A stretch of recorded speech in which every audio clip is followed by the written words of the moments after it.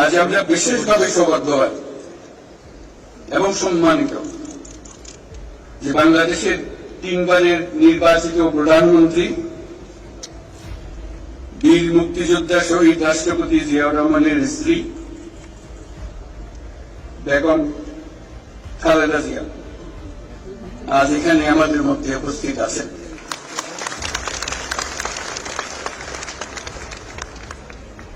এক যুগ ধরে তিনি এই মহাসম্মেলনে অংশগ্রহণ করার সুযোগ পান নাই, আজকে সুযোগ পেয়েছেন। আমরা সবাই আনন্দিত এবং গর্বিত যে আমরা এই সুযোগ দিতে পেরেছি আপনাকে। শারীরিক অসুস্থতা সত্ত্বেও এই বিশেষ দিবসে সবার সঙ্গে শরীর খাওয়ার জন্য আপনাকে আবারও ধন্যবাদ।